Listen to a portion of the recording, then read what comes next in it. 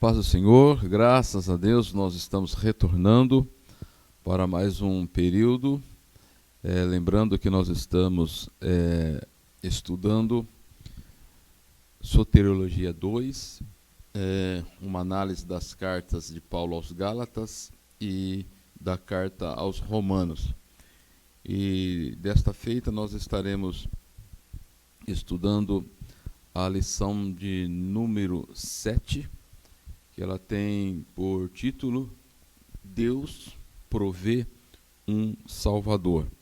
E vocês poderão perceber que esta lição ela está das páginas 180 a 209 do nosso manual de estudo. E esta lição ela se desenvolve em 5 tópicos ou partes importantes, que a primeira é uma recapitulação e o panorama geral da lição. Depois vamos ver a justificação interpretada, a justificação ilustrada, os benefícios da justificação e, por último, a base da justificação. Então, basicamente, o assunto que nós estaremos tratando, eles estão implícitos a partir do capítulo 3, versículo 21, indo até o capítulo 5, versículo 21, que estão os assuntos que nós estaremos abordando nesta oportunidade. Então, diante do estado pecaminoso e da culpa diante de Deus, tanto dos judeus como dos gentios, o que quer dizer que toda a humanidade ela estava e está irremediavelmente perdida, uma vez que, à vista da lei, dado a natureza do pecado, que condena o pecador sem poder cancelar os seus pecados e, por conseguinte, exige a liberdade sem poder conceder a mesma, no caso da lei, exigindo a espiritualidade, porém a lei ela não pode comunicar esta mesma espiritualidade. É necessário, então, uma intervenção. No texto em estudo, verifica-se como Paulo ele apresenta o Evangelho de Jesus Cristo, dizendo que é o poder de Deus para a salvação de todo aquele que crê.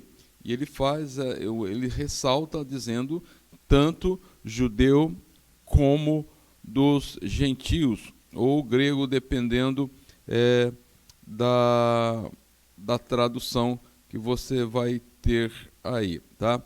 Então vamos analisar algumas questões aqui que nós achamos interessantes, partindo aqui da análise que nós vamos ter da recapitulação desta lição que nós já fizemos, e também vamos fazer aqui uma análise considerando o aspecto da justificação, que ela é interpretada aqui pelo apóstolo Paulo, e ele vai tomar alguns pressupostos que eu gostaria que os irmãos fizessem essa análise conosco, que a humanidade ela está irremediavelmente perdida, assim como eu disse, todos pecaram e destituídos estão da glória de Deus, tanto judeus como gentios, condenados indesculpáveis,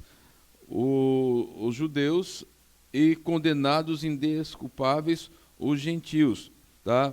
O primeiro, eles rejeitaram a luz da palavra de Deus, a revelação através da luz da palavra de Deus, e os gentios rejeitaram a luz das obras de Deus manifesta na criação, como nós vimos no capítulo 1 desta carta, tá? Então, todos estão inseridos debaixo de pecado, e uma vez que Deus não faz acepção de pessoas, porque todos pecaram e destituídos estão da glória de Deus. Então, a salvação apresentada no seu significado geral, e assim como uma série de aspectos diferentes em função, no contexto, que nós vamos ver que existem vários elementos que na doutrina da salvação, para nós entendermos a salvação na sua totalidade, salvação ela é a libertação de algo, seja de um mal ou de uma situação de cativeiro ou de um perigo qualquer. Uma pessoa salva quando abandona um estado de sofrimento ou mal-estar. Então nós vamos ver que a justiça de Deus, ela foi revelada, e é interessante que nós precisamos descrever isto.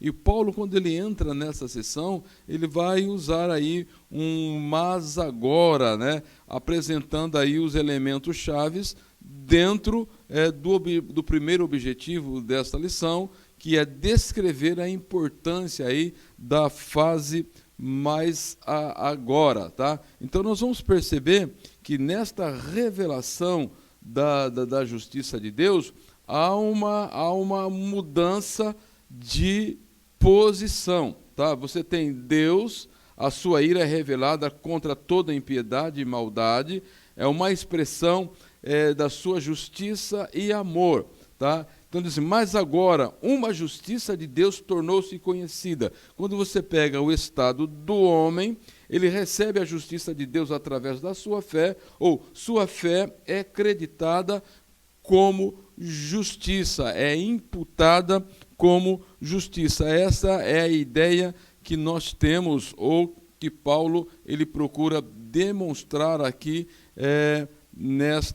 nestes versículos, ou neste assunto que nós estamos analisando, tá? Você vai perceber então que é passar da ira para a justiça. Você tem lá Romanos capítulo 1 e versículo de número 18, diz assim: a ira de Deus se revela do céu contra toda a impiedade e perversão dos homens que detêm a verdade pela justiça.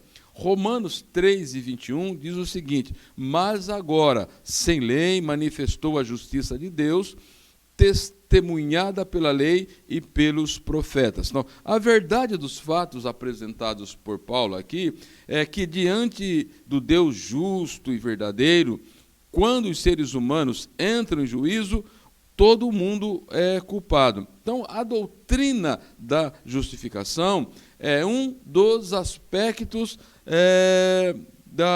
daquilo que Deus proveu para que o homem pudesse ser salvo diante de Deus. Ser salvo diante de Deus. Então, você vai perceber que esse passar aqui, de um estado para o outro, de uma posição para outra, nós vamos perceber que lá em Romanos capítulo 3, versículo 23 e o versículo 25, 24, 25 e 26, nós temos a seguinte dinâmica apresentada pelo apóstolo Paulo. Vejam só, iniciando pelo versículo 23.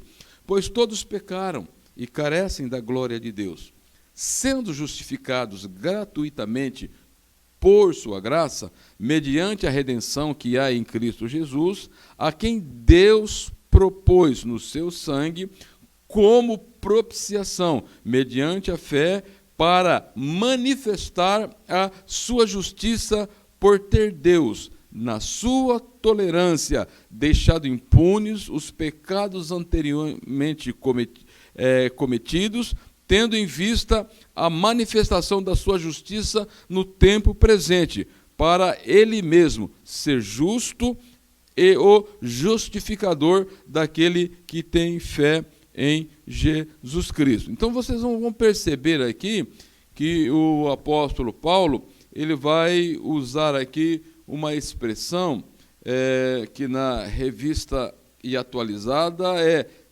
Deus na sua tolerância, e na revista e corrigida é sobre a paciência de Deus, ou seja, é uma clara evidência de que Deus considera toda a humanidade ou criatura criminosa, culpada diante dele, e na sua paciência ele tolera o pecado que gerou a infelicidade e mais nascimentos de infelicidade. Então nós precisamos analisar aqui algumas características ou alguns atributos de Deus para nós entendermos bem essa questão aqui. Então você vai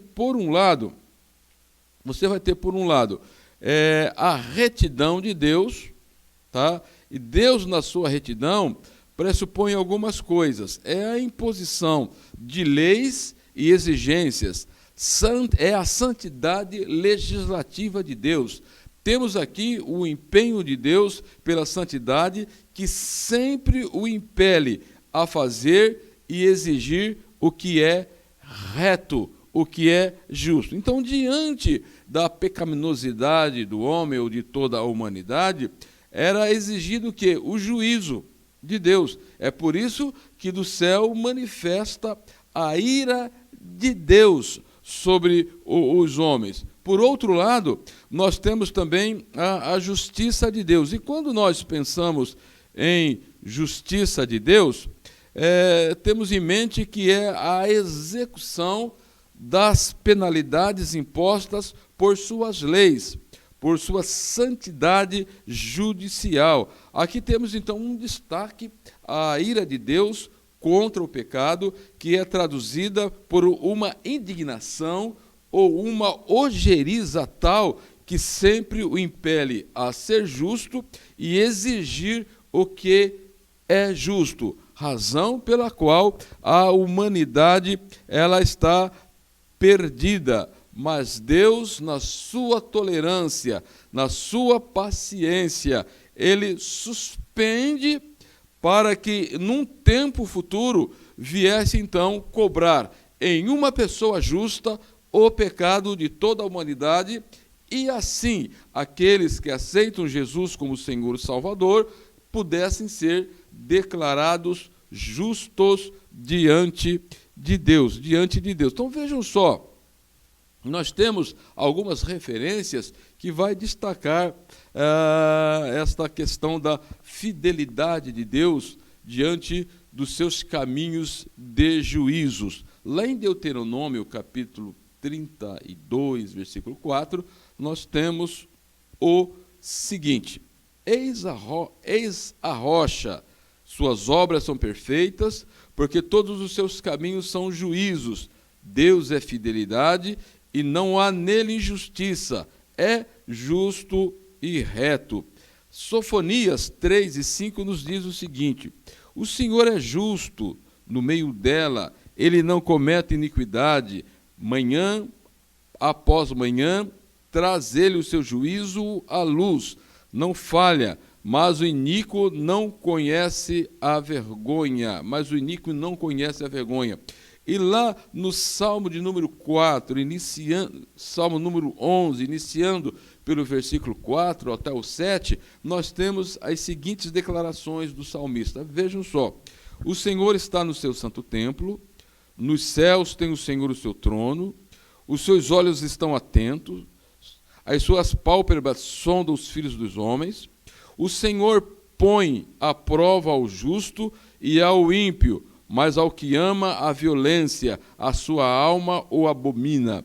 Fará chover sobre os perversos brasas de fogo e enxofre, e o vento abrasador será parte do seu cálice, porque o Senhor é justo, ele ama a justiça, os retos lhe contemplarão a face. Então você percebe aqui que essa tolerância de Deus, ou esta paciência de Deus, ao suspender temporariamente a execução dos juízos ou a manifestação da sua ira e legando a humanidade a uma eternidade no lago de fogo separado de Deus, ele suspende para que ele pudesse dar um meio do ser humano tornar-se, ser declarado justo diante dele. Então, Paulo ele destaca o momento histórico da redenção quando ele diz sobre a manifestação da justiça no tempo presente,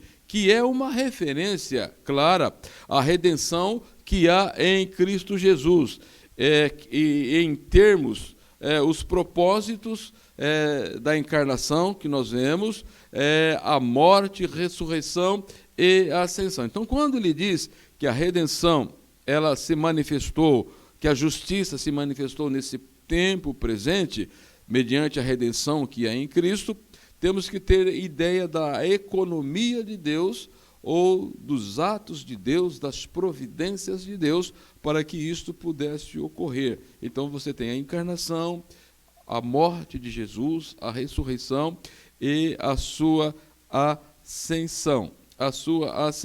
Então vejam só, então quando você analisa aqui o mais agora,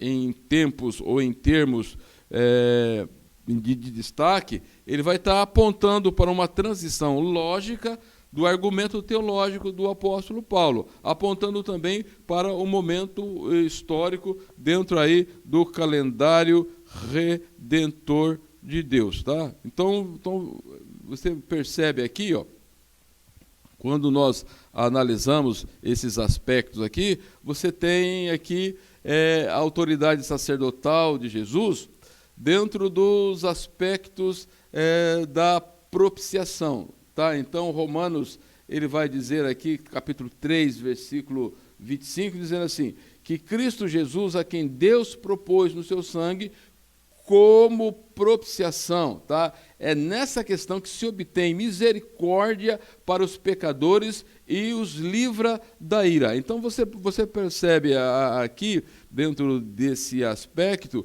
que nós temos que a fé no seu sangue, você tem aqui uma questão do sacrifício voltado para Deus, voltado para o homem, você tem um Deus santo, justo, e é uma humanidade caída, e não tinha como a reconciliação. E essa reconciliação, ela vai se dar em Cristo Jesus. Então você tem aqui a situação antes da vinda de Jesus, por ter Deus, na sua tolerância, na sua paciência, deixado impunes os pecados anteriormente cometidos. Depois da vinda de Jesus, tendo em vista a manifestação da sua justiça no tempo presente, para ele mesmo ser justo e justificador daquele que tem fé em Jesus. Então, quando nós olhamos para o Antigo Testamento, os homens, as mulheres que depositaram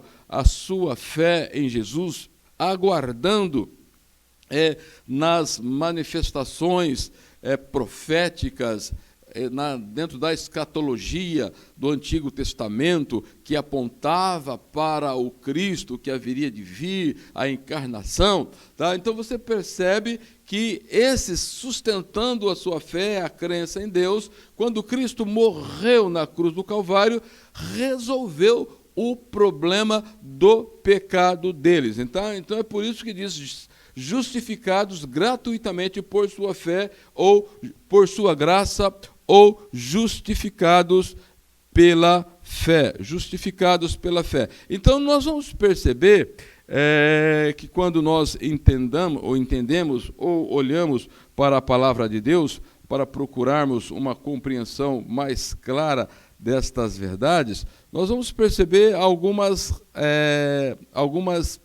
colocações que a Bíblia faz dentro de algumas definições que vai nos trazer acerca da redenção que há em Cristo Jesus. E para isso nós precisamos, então, analisar o segundo objetivo que a lição ela propõe, que é o seguinte: examinar os elementos principais do triângulo da salvação que se coloca em Romanos, capítulo 3, dos versículos 24 a 23, e procurarmos darmos uma explicação sobre isso. Então, nesses versículos, Paulo ele aponta para a importância da intervenção de Deus, tá? Na vida dos homens através da pessoa de Jesus. Paulo disse que Deus propôs, tá? Então não podemos perder de vista tal declaração divina dentro do contexto da salvação. Tudo que nós recebemos no contexto da salvação é porque Deus propôs nele mesmo fazer isto. É por isso que nós temos aqui sendo justificados gratuitamente por sua graça ou pelo dom de Deus. Temos aqui traços do caráter de Deus que Paulo denomina de riquezas da sua bondade e riquezas da sua tolerância e da sua longanimidade. Paulo, nesses 3 termos doutrinais, incluindo aqui na soteriologia, quando ele faz a sua execução à vista da justiça de Deus, aqui se cumpre cabalmente tudo que Deus propôs em Jesus Cristo, ou na pessoa bendita de Jesus Cristo. Então, nós precisamos ter em mente exatamente estas questões. Vejam só aqui, então, os elementos chaves que ele vai apresentar aqui, na questão da salvação, nós temos exatamente dentro desse gráfico que nós estamos apresentando aqui, tá? Então você tem o tema de Romanos, tá? De 1, 16 e 17. Uma justiça de Deus é revelada para todo o que crê, primeiro para o judeu, depois para os gentios, pela fé do princípio ao fim. O justo viverá da fé. O tema reiterado no capítulo 3, aonde nós estamos vendo agora, dos versículos 21 ao 22, aqui, corrigir aqui, tá?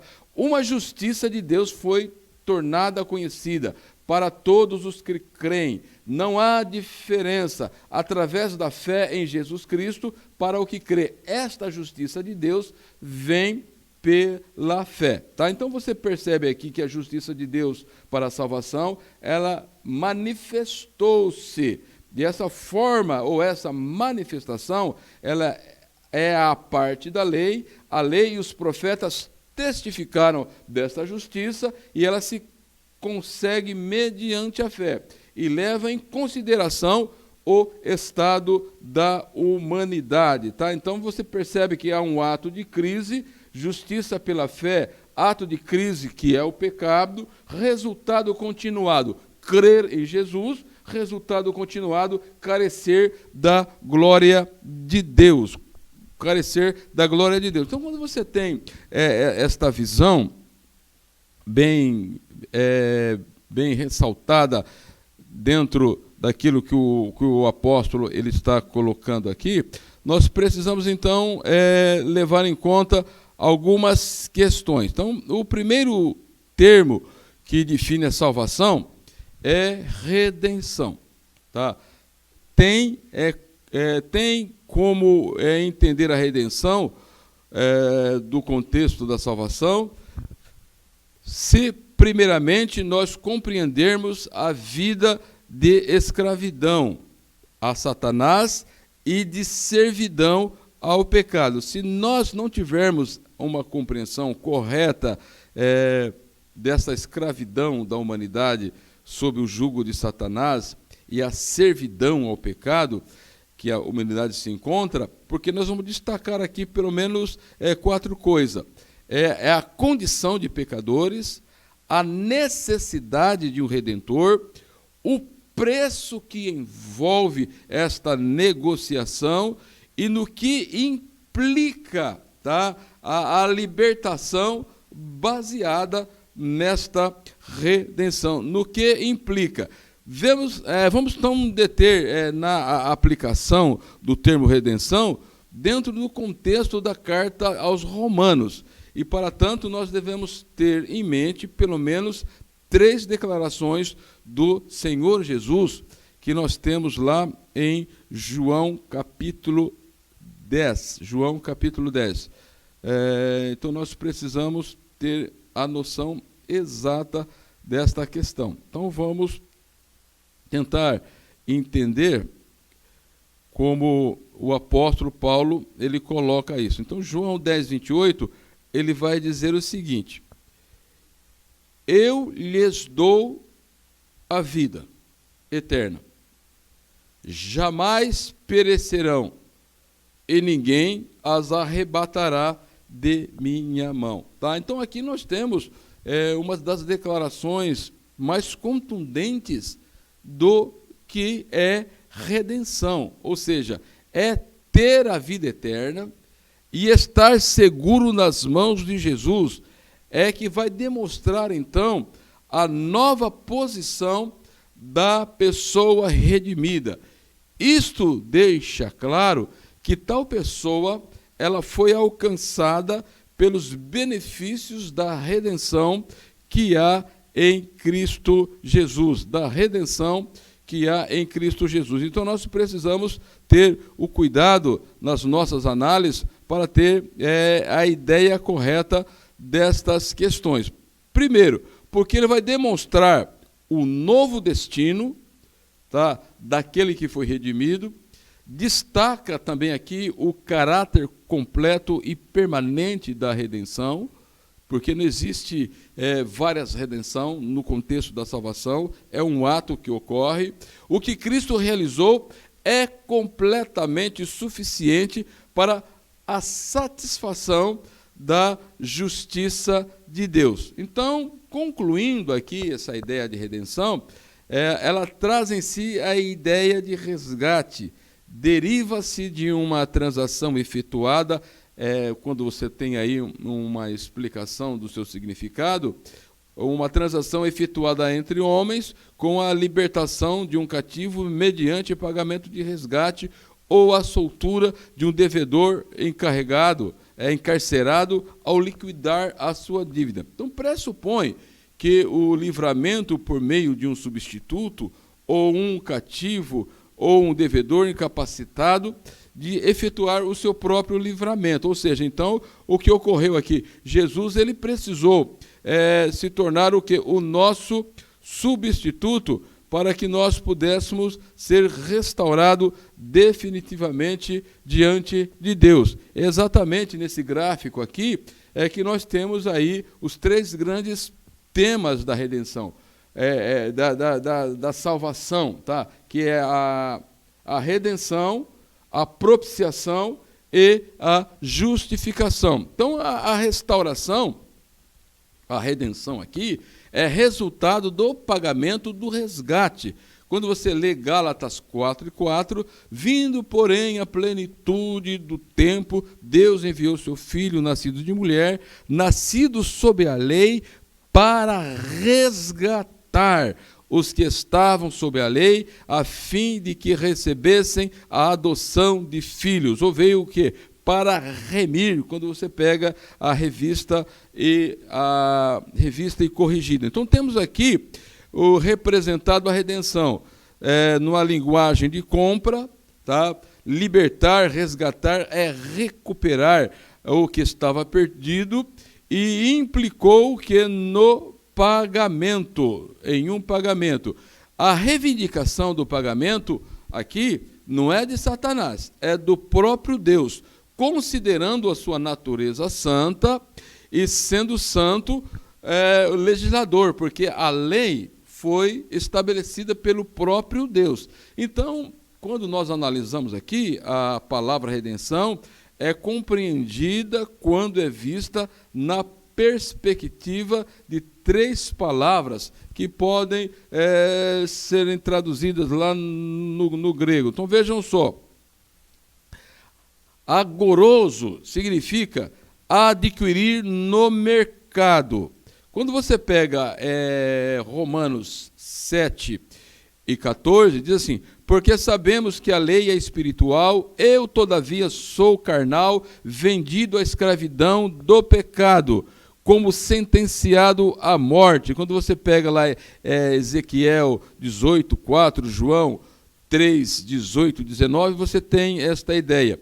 E o preço da compra foi o sangue de Cristo, o sangue redentor. Pagamento ocorreu mediante a morte substitutiva de Jesus, tá? Como nós temos lá em Mateus capítulo 20, versículo 28. E o Filho do Homem não veio para ser servido, mas para servir e dar a sua vida em resgate de muitos. Então você tem aqui nessa palavra agoroso a ideia de adquirir no mercado. Você tem uma outra palavrinha, exagorazo, tá? Significa o quê? Comprar retirando do mercado. É aquilo que Paulo ele vai dizer lá em Gálatas capítulo 3, versículo 13. Cristo nos resgatou da maldição da lei, fazendo-se ele próprio maldição em nosso lugar. Porque está escrito, maldito é todo aquele que for pendurado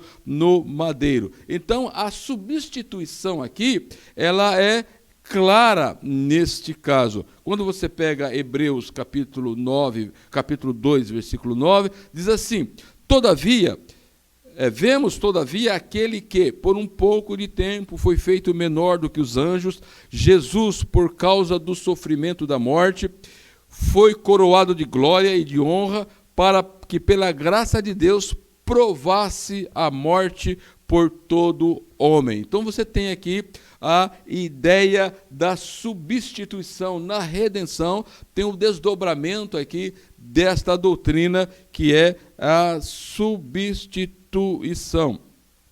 Ainda nós vamos ter uma outra palavrinha que é lutruo, que significa libertar ou soltar mediante pagamento. É o que nós temos lá em Romanos capítulo 3, versículo 24, sendo justificados gratuitamente por sua graça, mediante a redenção que há em Cristo Jesus, tá? Efésios 1 e 7, você vai ter essa ideia afirmada, bem como em 1 Pedro capítulo 3, 1 e 18. Então, nós concluímos o seguinte, que a realização desse resgate foi feito por um sacrifício e no poder que Jesus tinha para assim realizar. Tá? Então você percebe lá em Êxodo capítulo 14, versículo 30, diz assim: assim o Senhor livrou Israel naquele dia da mão dos egípcios. Israel saiu dos egípcios e viu os egípcios mortos na praia do mar. É um ato de Deus de redenção e de conquista daquele que estava na condição de escravo. Depois nós temos então a outra palavrinha, que é propiciação, que é uma doutrina importantíssima dentro do contexto da salvação, onde nós vamos ter aquela ideia que Deus propôs no seu sangue, ou no sangue de Jesus, como propiciação mediante a fé. Antes de qualquer argumentação aqui, é preciso saber que estamos diante de uma deliberação divina, ou seja, é Deus que propôs. Se Deus propôs, isso está inserido no seu beneplácito ou na sua soberana vontade, e que não cabe ao ser humano questionar aquilo que Deus propôs lá na eternidade passada. Caminhando. Então a redenção, ela focaliza a morte de Jesus em relação ao pecado, que mediante tal ato ele compra do mercado de escravos o pecador, que estava ali aprisionado e acorrentado, fadado a uma vida eterna nesta situação.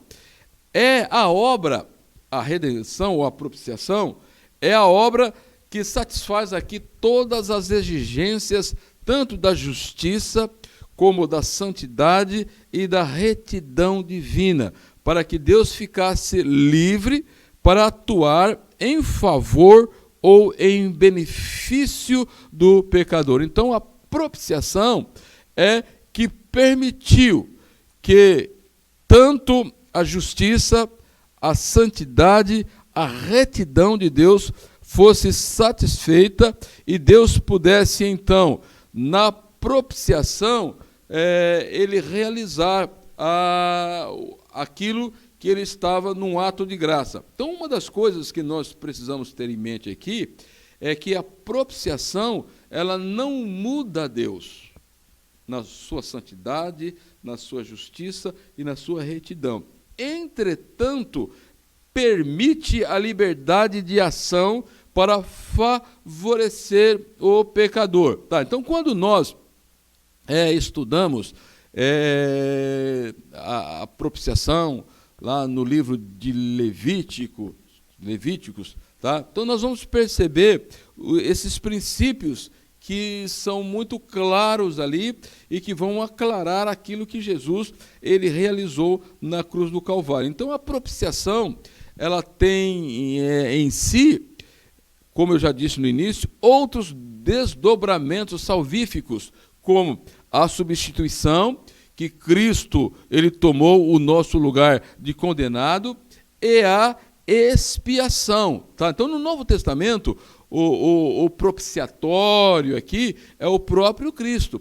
Quando nós recorremos para o tabernáculo do Santo dos Santos, onde a arca estava lá, os irmãos vão saber, conhecem ou têm conhecimento disto, que o propiciatório era a tampa da arca, que ela tinha ali 2 querubins, que uns estavam voltados, como que olhando para dentro da arca, tá? E o sangue era derramado ou aspergido no propiciatório para cobrir os pecados, porque pressupunha, vocês se lembram que dentro da arca tinha 3 elementos, que era a tábua, as 2 tábuas da lei, tinha um vaso com maná e a vara de Arão que havia florescido, e que demonstra 3 rejeições ou 3 graves pecados de Israel estavam inseridos ali, e que necessariamente eles precisavam ser propiciados, tá? Porque na tábua da lei demonstrava como eles quebravam as regras, os regulamentos de Deus. No maná, representavam também ali como eles rejeitaram a providência de Deus, a alimentação diária de Deus, né? Exceto no sábado, quando chegou um momento em que eles reclamaram e chamaram a providência de Deus, o maná de Deus, de pão vil. Tá? E uma outra coisa também, na vara de Arão que floresceram, vocês sabem o incidente em que ocorreu, onde Moisés precisou pedir para que cada príncipe de cada tribo trouxesse uma vara, quando colocaram em xeque-mate a autoridade de Arão como sacerdote, e só a vara de Arão floresceu, demonstrando também que a nação estava rejeitando a autoridade de Deus através do sacerdócio de Arão. Tá? Então, quando esses anjos, ali como guardadores da santidade de Deus e da justiça de Deus, era como uma exigência que Deus teria que cobrar. Então, uma vez por ano, eles entravam com o sangue do novilho e cobria o pecado da nação de Israel. Já no Novo Testamento, como eu disse, o propiciatório é o próprio Senhor Jesus. Quando você lê Romanos 3, 24 e 25, em Cristo, em que Deus propôs no seu sangue como propiciação mediante a fé. Então, a expiação em Cristo, o nosso substituto, cobre o pecado, o pecador e os seus pecados. Isso você entende por redenção. A propiciação em Cristo, o nosso sumo sacerdote, nos aproxima de Deus. Isto chama-se reconciliação. A expiação, como redenção e propiciação, tá? Que reconcilia, resulta o quê? Na justificação. Tá? Então, quando Cristo completou todos esses elementos, ou esse trabalho sacerdotal na cruz do Calvário, que ele sofre o pecado de todo mundo, tá? Então, em Cristo, Deus pode declarar o homem justo, porque Cristo sofreu o juízo, a algeriza de Deus, a ira que se manifesta dos céus, se manifestou na pessoa de Cristo e ele sofreu, ele pagou. Então, a partir deste momento, aqueles que depositam a sua fé em Jesus Cristo, ele tem condições de ser justificados diante de Deus. Então, os atos ou os aspectos que envolvem a expiação tem a ver com a pecabilidade ou com o pecado da humanidade, ou seja, é fazer a separação pela lei violada e reatar, ele desfaz aquele imbróglio do pecado, né, que pela violação que a humanidade fez, e agora reata o quê? A comunhão quebrada entre Deus e a humanidade.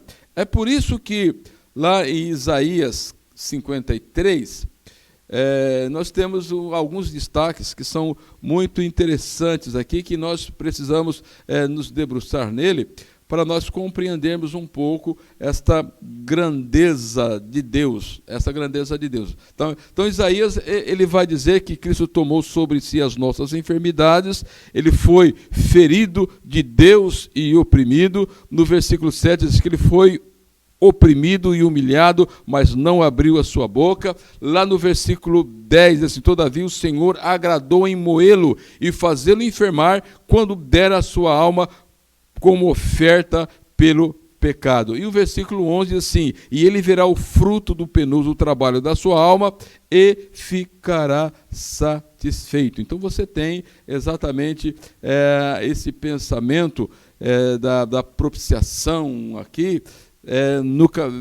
exemplificada aí no capítulo 53 de Isaías. Então, a doutrina da propiciação, ela ocupa um lugar muito essencial na doutrina bíblica, como na teologia.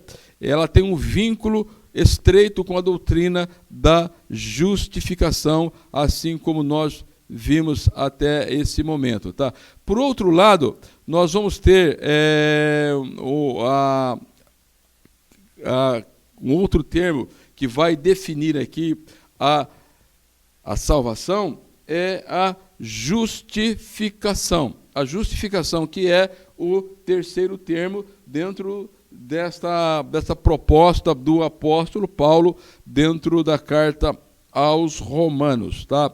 Então, quando nós olhamos para o capítulo 3, versículo 24, nós temos a seguinte declaração: sendo justificados gratuitamente por sua graça, mediante a redenção que há em Cristo Jesus, a quem Deus propôs no seu sangue, como propiciação, mediante a fé, para a manifestação da sua justiça, por ter Deus, na sua tolerância, deixado impunes os pecados anteriormente cometidos, e tendo em vista a manifestação da sua justiça, para ser ele mesmo justo e justificador dos que têm fé em Jesus Cristo. Em termos objetivos, a justificação, no contexto da salvação, é o processo de ser aquele que tem fé em Jesus, ser legalmente declarado justo. É um ato da justiça de Deus. Veja lá em Romanos 5,18, diz assim: pois assim como por uma só ofensa veio o juízo sobre todos os homens para a condenação, assim também por um ato de justiça veio a graça sobre todos os homens para a justificação que dá a vida. Então, a justificação, ela é o desdobramento legal. Veja só, encarada pelo homem, é fruto da graça de Deus, revelada em Cristo e aceita pelo pecador. Então, a justiça e o direito, se nós olharmos lá para o Salmo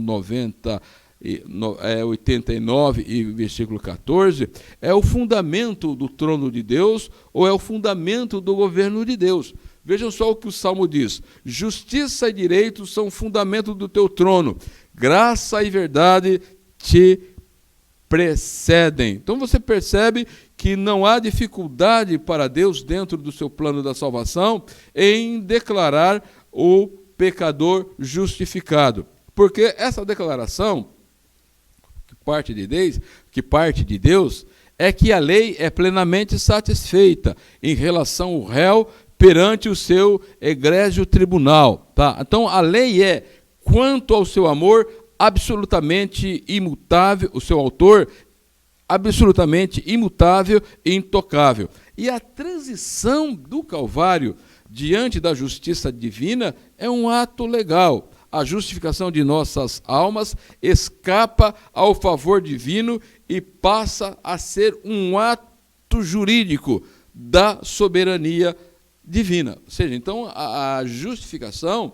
ela é um ato divino, tá? Deus, ele precisou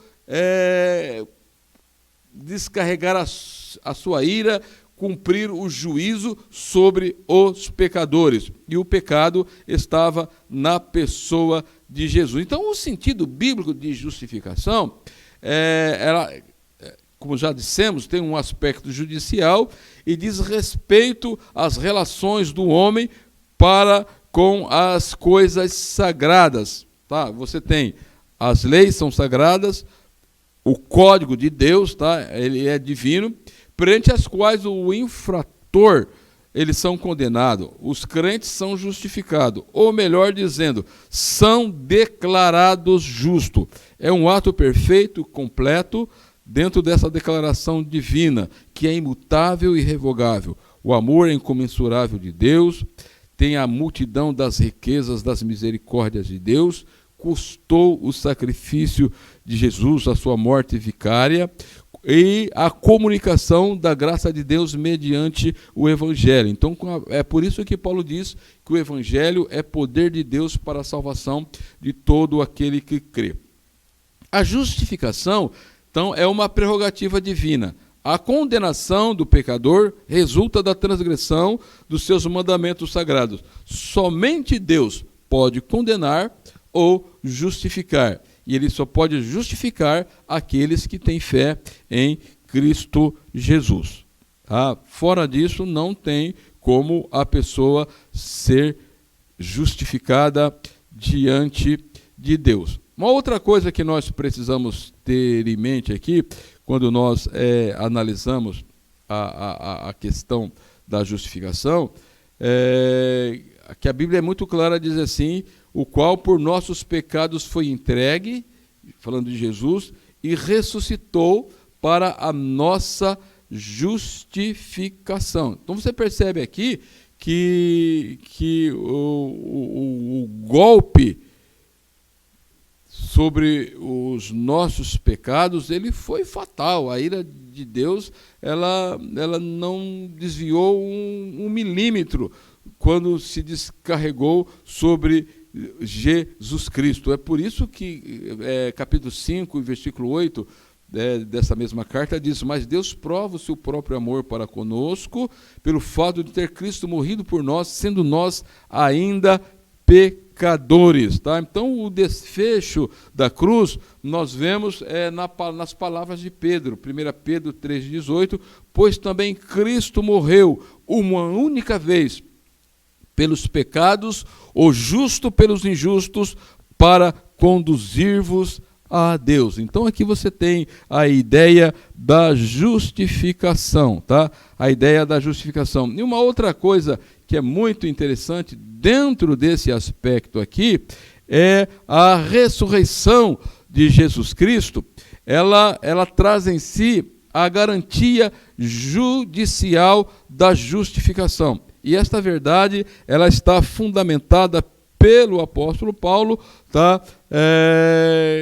Lá nos capítulos 24, nos versículos 24 e 25 do capítulo 4 de aos Romanos, quando se diz: e nós que cremos naquele que ressuscitou dentre os mortos, Jesus, nosso Senhor, o qual foi entregue por causa das nossas transgressões, ressuscitado por causa da nossa justificação. Então, resumindo aqui, em primeiro lugar, uma nova relação, uma nova condição e o novo estado espiritual. Uma nova posição, nova criatura com novos hábitos e novo destino. Uma nova provisão de segurança e felicidade diante de Deus. Muito bem. Então você tem aqui a ideia da expiação, as prerrogativas sacerdotais, as definições às quais nós já falamos, tá? Então agora nós vamos imaginar um pouco 3 perguntas que são respondidas mediante a questão da salvação. Uma das coisas que eu gostaria de deixar bem claro aqui com vocês, que a doutrina da justificação, ela destaca que é pela graça, é mediante a fé e é pelo sangue de Jesus. Então você tem toda a economia de Deus na salvação, quando você pega 3:24, sendo justificados gratuitamente por sua graça, mediante a redenção que há em Cristo Jesus. 5:1, justificados, pois mediante a fé temos paz com Deus, mediante o nosso Senhor Jesus Cristo. 5:9, logo muito mais agora, sendo justificados pelo seu sangue, seremos por eles salvos da ira. Então é muito interessante, nós temos a ideia, tá? Como funciona a justificação na vida do homem, ok? Ler muito, ler tudo, ler o tempo todo. Quem ama ler vai concordar. Melhor que ganhar um livro é ganhar uma editora inteira. Se você ama ler, este presente é para você. O selo editorial da ETAD nasceu e ele tem o nosso DNA. Arminiano, pré-tribulacionista, pentecostal de verdade e, acima de tudo, bíblico. Edições Bernardo Johnson. Para quem ama ler, ler muito, ler tudo, ler o tempo todo. Vamos caminhar um pouquinho mais. Então vamos falar sobre as 3 perguntas respondidas. Quando você pega o objetivo 3, ele vai trabalhar com 3 perguntas, que é onde há jactância, e no versículo 27, a outra, onde então está o motivo de vanglória, e no versículo de número 27, ainda nós temos o outro questionamento, onde ele vai dizer assim, pois sustentamos que o homem é justificado pela fé, independentemente da obediência da lei. Tá? Então, a primeira pergunta, ela vai trabalhar com a questão da jactância. Onde, pois, a jactância?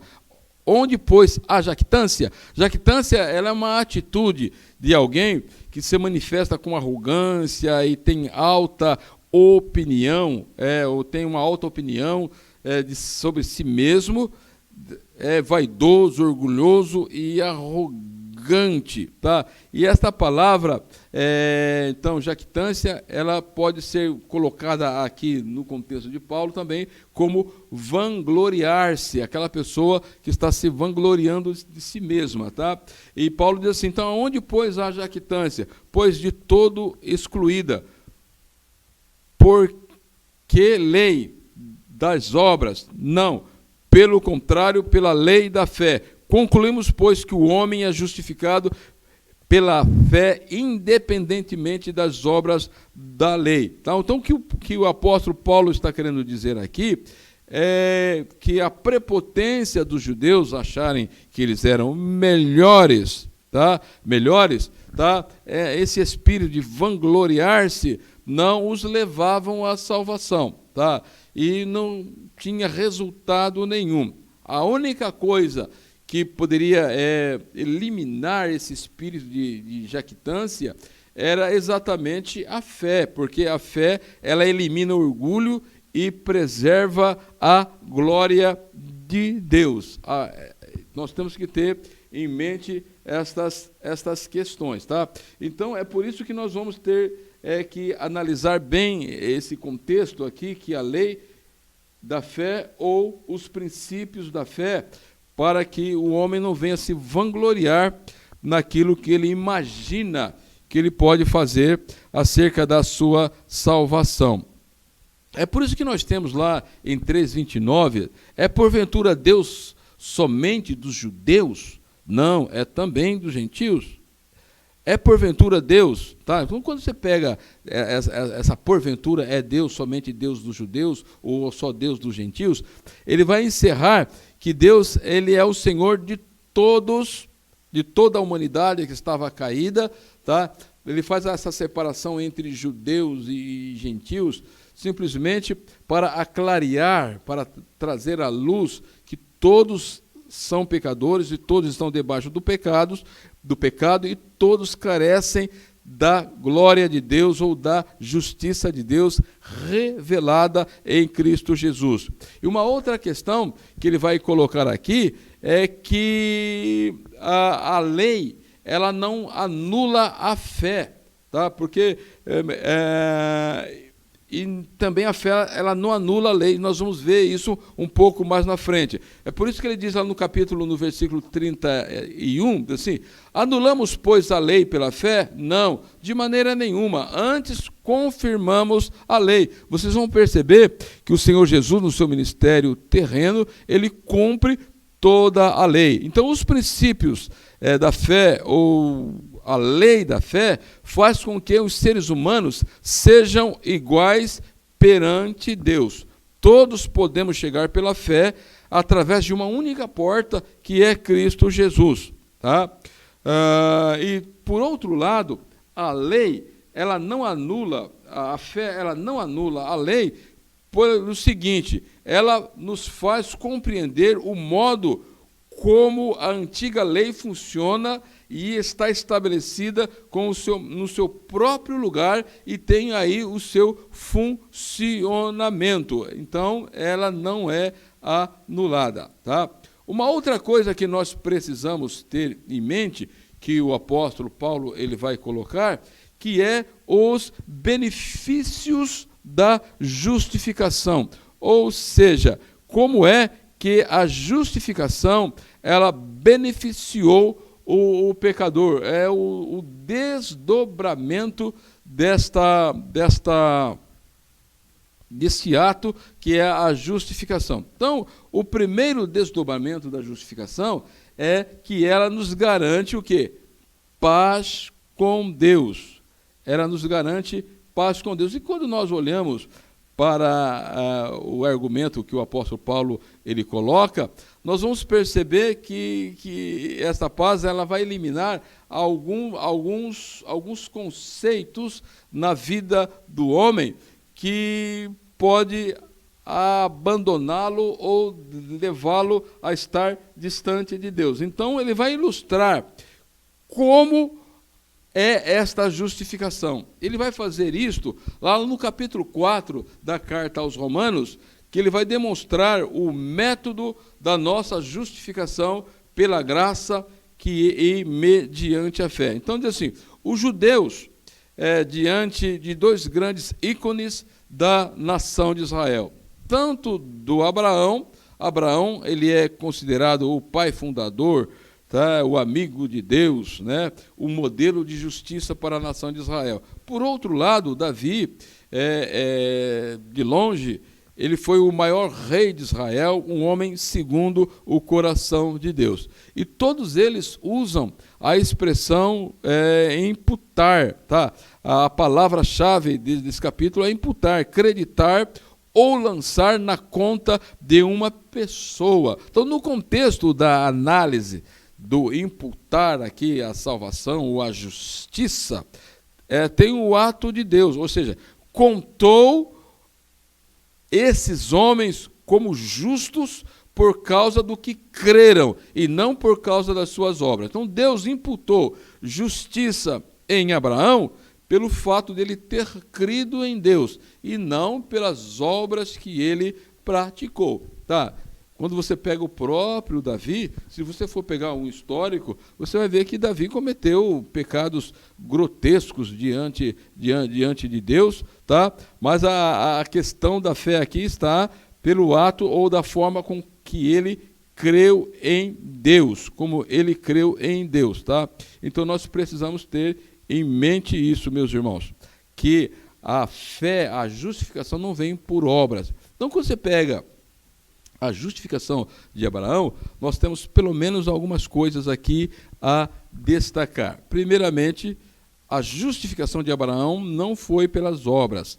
Abraão, ele creu em Deus, e isto foi imputado por justiça. A questão é, se as obras justificam o homem, então a salvação é a paga de Deus ou o salário do homem em fazer o bem. Mas se é a justificação pela fé, ou se é a fé que justifica o ímpio, então a salvação é um dom, pois o homem nada fez ou nada faz para merecê-la. Então essa é a ideia que se tem aqui.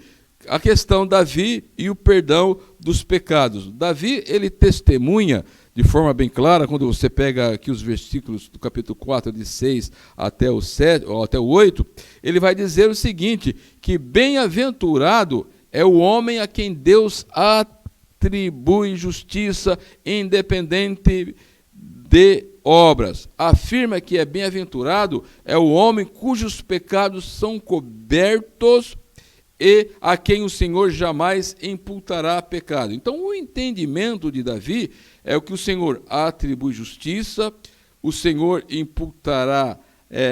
não imputará pecado.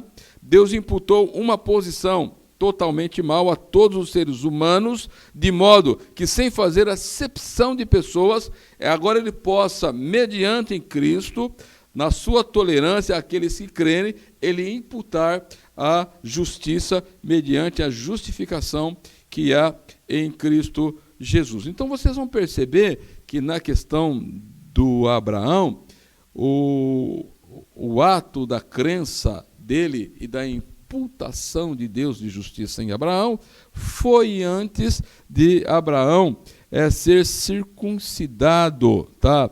Ou ter a marca da circuncisão. Então, a justificação, ela antecipa a circuncisão.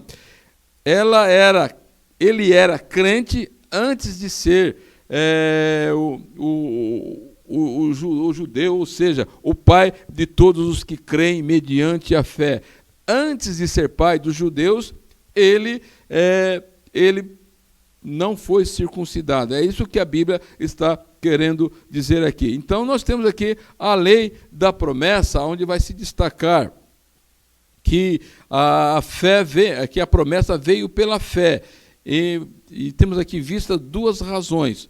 Os que são da lei não podem receber promessa. A promessa foi feita a Abraão e a sua descendência, que seria herdeira do mundo. A promessa é para todos os que têm fé. Isto é, todos os que creem são descendência de Abraão. Esta é a ideia que nós temos aqui. Então, quando nós partimos para essa dinâmica da fé do Abraão aí, então vocês vão perceber, no capítulo 4 aqui, ele coloca muito bem essa dinâmica da fé que o Abraão ele teve. Tá? Então, vocês percebem aqui, então, esse método divino, ele está exemplificado exatamente aqui. Tá? Então, você tem aqui, nessa linha aqui, ó, Gênesis 15, 6. Abraão, pai da nação israelita, recebe a justificação pela fé antes de serem instituída a circuncisão e a lei. Davi, pai do reino de Israel, recebe a justificação pela fé após a instituição da circuncisão e da lei. Paulo, melhor dizendo aqui, apóstolo dos gentios, declara que eles recebem a justificação pela fé, sem a circuncisão e sem as obras da lei. Tá? Então você tem aqui, Abraão, quando ele recebe a promessa, foi 2000 anos antes de Cristo. Você tem Moisés, ele deu a lei em 1400 antes de Cristo. Davi faz a sua declaração 1000 anos antes de Cristo. E Paulo, então, ele faz o seu tratado teológico 58 anos depois de Cristo. Então você tem aqui uma compreensão mais clara do que é a questão da fé na vida de Abraão, ou como Abraão ele se destaca como o pai da fé. Então tem alguns destaques. Deus faz promessa a Abraão e é o mesmo Deus da criação e da ressurreição. A promessa foi feita diretamente a Abraão e aos seus descendentes. E a fé de Abraão se apoiava na promessa de Deus, versículo 20. A sua fé, ou a fé de Abraão, glorificava o Deus da promessa. Isso é muito claro quando nós lemos aqui o versículo de número 20 também. A sua fé obteve a realidade, tá? Deus traz as coisas, anuncia as coisas que não são como elas já se fossem. E a fé de Abraão foi a sua justiça. Ele foi justificado mediante a fé em Cristo Jesus. Então, nós percebemos aí, ou analisamos esses aspectos da justificação, e aí ela vai trazer o quê? Os seus benefícios. E o benefício da justificação é paz com Deus. E quando você analisa essa questão de paz com Deus, você vai ter pelo menos 3 realidades teologais, ou dentro da teologia, que ele vai colocar aqui, nesse contexto, que essa paz que Paulo fala é um dom de Deus que é possível por meio do Evangelho. Tá? Então, o Evangelho de Cristo, dentro do dom da fé, da graça de Deus revelada, satisfaz todas as necessidades individuais da pessoa. Então, nós temos aqui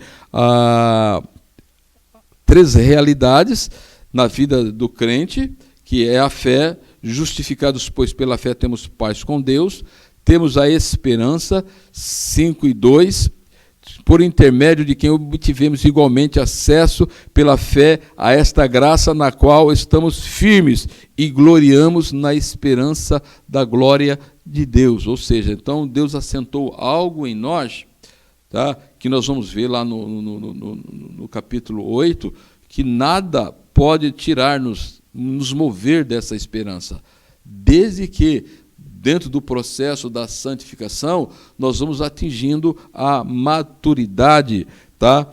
Que Paulo chama ali do espírito de adoção. E uma outra coisa também que ele vai nos dizer aqui é o amor de Deus, diz no versículo 3, ora, a esperança não confunde, porque o amor de Deus é derramado nos nossos corações pelo Espírito Santo que nos foi dado. Então, meus amados irmãos, então nós temos aqui esses benefícios e, por outro lado, as bases da redenção, da justificação, elas estão em Cristo Jesus. Então, diante destas análises que nós fizemos aqui, é possível perceber a grandeza da salvação que Deus revelou a nós, tanto judeus como gentios. Ele não fez acepção nenhuma de pessoas, e o dom da graça, mediante os atos que Cristo realizou, é para todos nós. Então agora nós vamos desdobrar na próxima aula, a partir do capítulo 6, para nós entendermos um pouco estas grandezas de Deus. Qual é o impacto da redenção, da propiciação, da justificação na vida, no dia a dia do cristão. Então, que Deus em Cristo nos abençoe. Até o próximo encontro. Amém.